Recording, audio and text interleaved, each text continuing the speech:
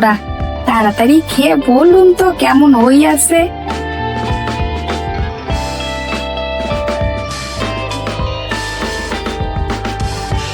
আহা, খাসা হয়েছে।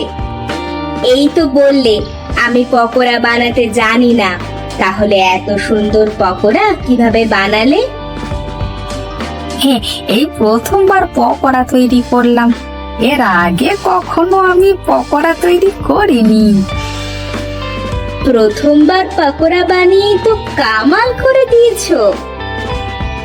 হ্যাঁ, প্রথমবার বানাতে পারি, তবে এই শর্মা কোনোদিন কাঁচা কাজ করে না। সেটাই তো দেখছি, পকোড়াগুলো বেশ মুচমুচে হয়েছে।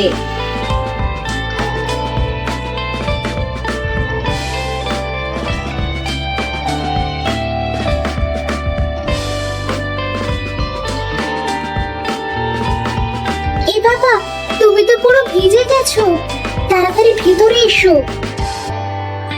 যা বৃষ্টি হচ্ছে তাতে ছাতায় জল আটকাচ্ছে না, আর এত এলোমেলো বাতাস বইছে যাতে বৃষ্টি পুরো ভিজিয়ে দিয়েছে গো।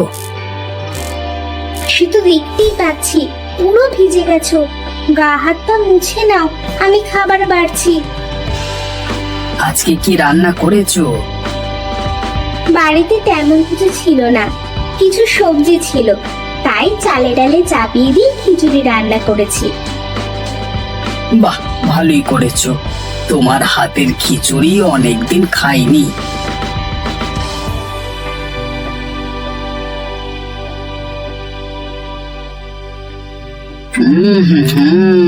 আহা, কি অপরূপ স্বাদ, মনটা জুড়িয়ে গেল গো। খুব যত্ন সহকারে বানিয়েছি, ভালো তো হতেই হবে। এই বর্ষাকাল তো পড়ে গেল, বাজারে বেশ তাগড়াই তাগড়াই ইলিশ মাছ আসছে। অনেকদিন খাওয়া হয়নি, খেতে খুব ইচ্ছে হচ্ছে গো। তুমি তো আমার হাতে ইলিশ খাবে না, তোমার শ্রাবণী কাকিমার হাতের তৈরি ইলিশের মতো তো আমি রাঁধতে পারি না। না না, সেটা না, তোমার রান্নাও যথেষ্ট ভালো, তবে কাকিমার হাতের ইলিশের স্বাদটাই অন্যরকম।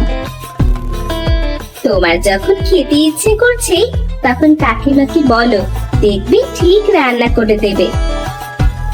কালকেই যাব কাকিমার বাড়ি, কাকিমাকে বলবো ইলিশ মাছ রান্না করতে। ইলিশের তেল দিয়ে ভাত, আহা। ইলিশ নিয়ে কালকে ভাববে, এখন চটপট খেয়ে ঘুমিয়ে পড়ো। কালকে ইলিশ খাবো।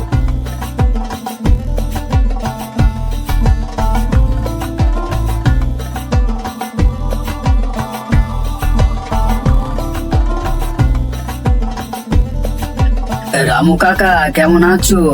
সবকিছু কেমন চলছে? হ্যাঁ বাবু, আমি ভালো আছি। আপনাদের কৃপায় সব ভালোই চলছে।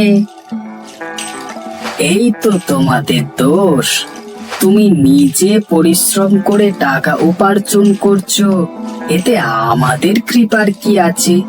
কাকিমা কোথায় দেখছি না তো। তোমাদের কাকিমা ভেতরে আছেন, ভেতরে যান, দেখা হয়ে যাবে। আমি আমার কাজগুলো সেরে নিই।